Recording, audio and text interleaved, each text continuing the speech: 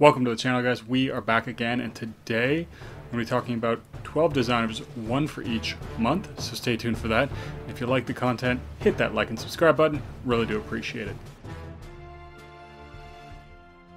So the idea of this video is that you have 12 months in the year, and so you'll pick 12 fragrances, one for each month. And this is the designer edition. This has been going around a little bit, and I thought it was a good idea, so I will do this video. I will actually say that I did try and find a few fragrances that would be different from what would be expected. If you watch my channel, you might know some that are on this list, but as it is supposed to be the best of the best for each month, there definitely will be a few that you're familiar with, but I've managed to find some new fragrances that I think are also really good. I'm going to start out with August, because August is the month that we're currently in at the time of recording this video, and it is none other than Terre d'Hermès Eau Très Fraîche. I know I've talked about this one a lot. I've seen a few people talk about it fairly recently. It is one from the line, and even this line doesn't get talked about too much, although it is a very popular line. It is one of these lines that is a little bit love or hate. I'm not a huge fan of Terre d'Hermès, to be honest with you. I don't mind the original. I don't mind the Eau Intense Vetiver. I do have a sample of that. I want to do a review on it. But the Eau Très Fraîche really, for me, is exactly what I really wanted from the fragrance, and it is really upfront with that bitter orange. So it has a very prominent bitter orange, and for some reason I just like these bitter kind of notes. They smell nice to me, pleasant. I'm not sure exactly what it is, but they do work well. There is a hint of aquatic in the opening, and of course there's a nice slight woody vetiver in the background.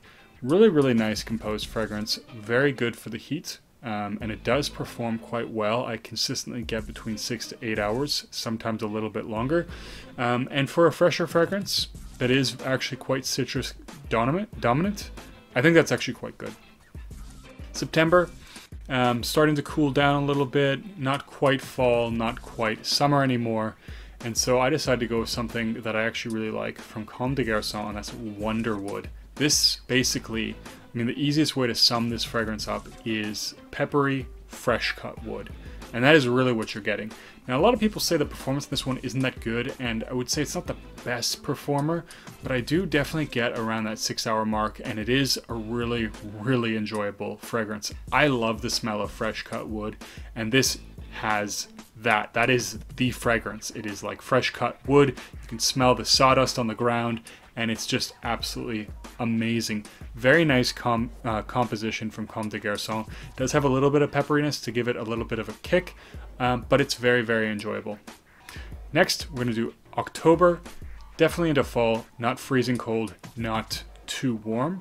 And I went with Ombre Leather. Of course, for a lot of people, this one will be no surprise. This is the fragrance that made me enjoy leather fragrances, and I think it is probably one of the easy to wear leather forward fragrances that are out there. One of the easiest ones possible. And if you're looking for something to really introduce you to a leather heavy fragrance, I think this is a really good choice. Something you should get your nose on for sure.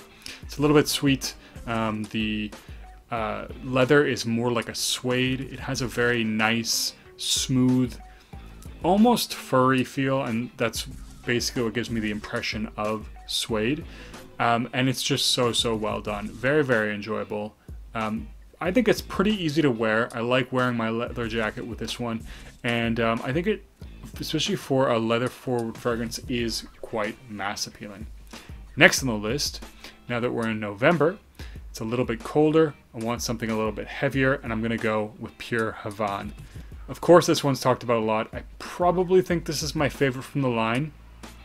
I do really like Crypto Mint quite a bit. Some of the other ones are pretty good as well. Pure Leather, Pure Wood. I mean, I would like Pure Leather and Pure Coffee more if those aspects, the leather and the coffee, were more upfront, or rather more long-lasting.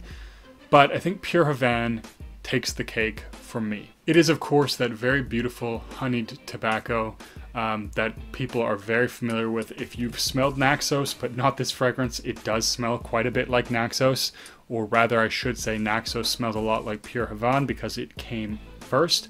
The quality difference is not huge in my opinion. It is definitely very similar. The quality is a little higher on Naxos, but Pure Havane, very good fragrance.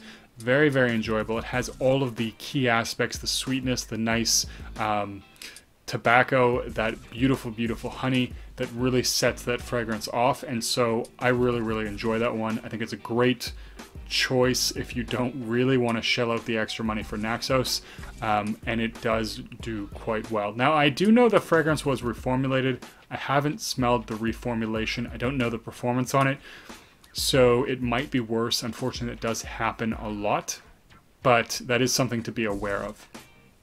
Now, we are into December. This is something a little bit different, something I haven't talked about on my channel, and something I did like when I tried it in the airport. I got a sample of it. I would like to do a review on this one, and that is Stronger With You Intensely. Now, I haven't actually done a review of Stronger With You either, and I feel like Stronger With You is a lot like By the Fireplace, although quite different. You have in By the Fireplace this sort of smoky chestnuts roasting on a fire with a bit of marshmallows, which is really, really nice. And I actually almost put that fragrance on this list because it's absolutely amazing. But this one is actually quite a bit different. It has a toffee note, which really makes it quite gourmand, in my opinion. There's a little bit of a cookie vibe, especially once you get into the mid. Hints of leather, which I do really like. The leather's not very strong. I do kind of wish it was a little bit stronger, but it does have all the aspects of the original DNA as well that make it enjoyable. It's sweet, it's cozy, it's warm, it is sensual as well. The only thing I would say is that Stronger With You Intensely is intense, so that is to say it's quite strong, and I think it's easy to overspray that one. It's easy for it to become a little bit more cloying. So it is something to be aware of, that while I think it is a good fragrance, it's one that I think definitely needs to be used with care. At least for me, it's one that can become overpowering very fast. Okay, we're gonna move into January now, and of course, you know this had to make the list. Spice Bomb Extreme. I almost put the original Spice Bomb because I kind of go back and forth between the original and the Extreme on which one I actually like better. I feel like either one of these are a really fantastic choice. Spice Bomb Extreme, what I get from it mostly, really big blast of spice, very peppery in the opening with a little bit of sweetness. Starts to transition into more of a sweet fragrance with a little bit of pepperiness. Now there is a portion there in the mid where I feel like it reminds me of Coca-Cola gummies, which I really love, and I think that's partially the vanilla mixed in with some of those spices that gives me that accord, that scent memory. And I do love things that smell like Coca-Cola gummies, but it's not a really prominent feature of the fragrance. And I find this one to be more spicy than the original Spice Bomb. The biggest difference being I find Spice Bomb, the original, maybe not the original formulation, but what is out there right now, to be a lot more of a sweet fragrance. It still has a little bit of that Coca-Cola gummy bear kind of vibe in there, but it is definitely not as spicy as Spice Bomb Extreme. But again, I think it's a fantastic fragrance for the cold weather, and definitely one that I will have in my collection for a long time. Okay, into February. February, still very cold. In fact, perhaps the coldest month of the year, depending on where you're living, and I decided to go with Paco Rabanne 1 Million Privé. Now, I like some of Paco Rabanne's fragrances, not a huge fan of them. I've actually never considered myself a big fan of Paco Rabanne, but I gotta say, Paco Rabanne 1 Million Privé and 1 Million Lucky are really solid fragrances for me. But I decided to pick Privé mostly because it reminds me a lot of Ouajon, so it has this really nice honey cinnamon vibe, very strong. There is tobacco in this one, which does set it apart a bit, but I do kind of get the very big impression that they were going for an Ouajon style fragrance. It's very, very, very similar to my nose. Now, I don't think this has osmanthus or anything else that often gives people the impression of apples in Ouajon, to give it that apple pie vibe, so this doesn't have that kind of vibe, but I also don't really pick up the apple pie vibe with Ouajon either. So honey, cinnamon, very in your face, has a little bit of tobacco, I believe, that sets it apart a bit, gives it something a little bit more unique. So we're into March, it's warming up a little bit, things are getting nicer out, and I decided that I would actually go with a new fragrance, and one that I think surprised a lot of people.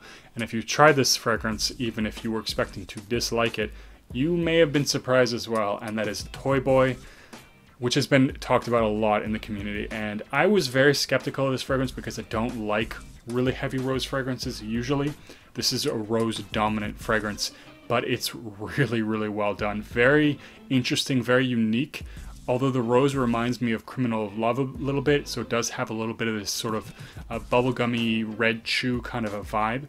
Very spicy in the opening, a little bit fresh, not too fresh, and I think that's the reason why I would put it more in March. It's not too hot yet, so you don't want something really fresh, and it's not too cold, so it's sort of, I guess, a bearable or in-between temperature, and I think this is where this one would shine more because it's not super aquatic or super fresh, but it's also not super strong.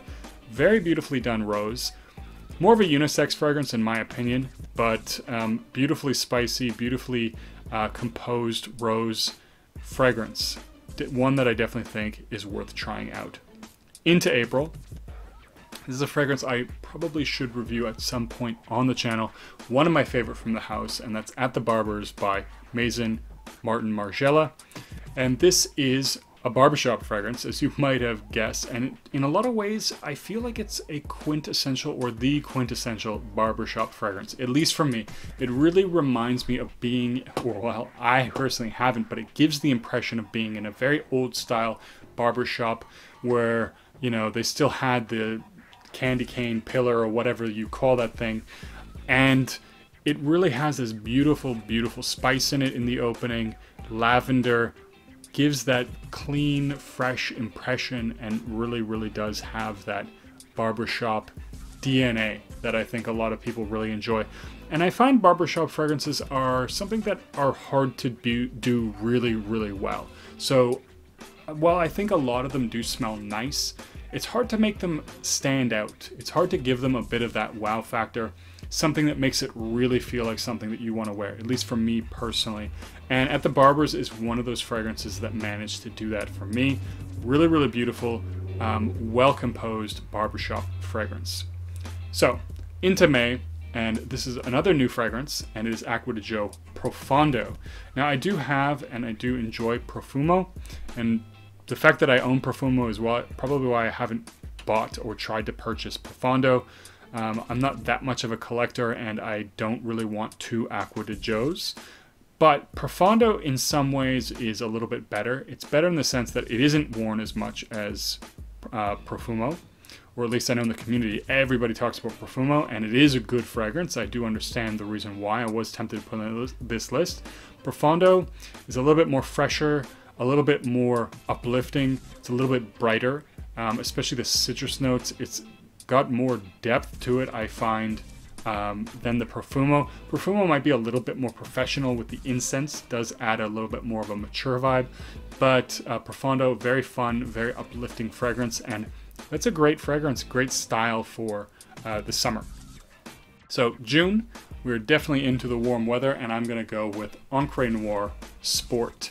I've talked about this one a couple times on the channel. Really do enjoy it.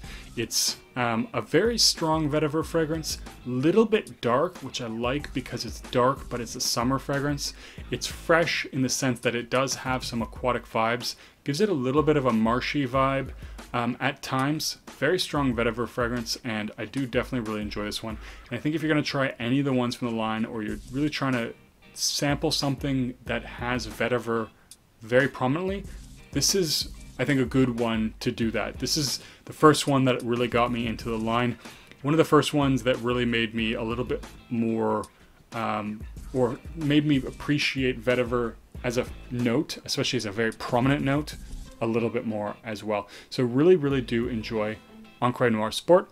It also has a little bit of a soapy vibe in the dry down, which I think is a really nice touch, especially if you're wearing it in the summer. You know, you go out, you get hot, you get sweaty, and who doesn't want to smell soapy instead of gross? So I think it's a good choice.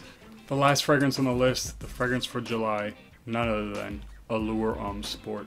Now this one probably won't surprise a lot of people. I've talked about this one a lot. I really love it because it has that bitter, tart, orange peel vibe going with it. And honestly, I'm gonna like almost any fragrance that has that note or something like it in it. Not without exception. I'm sure there are some that I don't like or wouldn't like, but I absolutely love that. It's done really well in Allure Homme Sport. I also like this one more than the Eau Extreme. I find the sweetness, and it's a little bit harsh, so I don't really like the Eau Extreme, but the Allure Homme Sport is done really well. It's this fresh, masculine, bitter orange, nice musky accord to it, and it's really, really well done. Of course, Chanel is known for having, generally speaking, high quality designer fragrances, and this one is absolutely no exception. It is older, but I still think it works really, really well today. Good, fresh, masculine fragrance. Anyways, guys, that's my list. Leave a comment down below. What are some of the fragrances, if you had to choose 12 designers, one for each month, that you would pick? And as always, don't forget to like and subscribe, and I'll see you guys in the next video.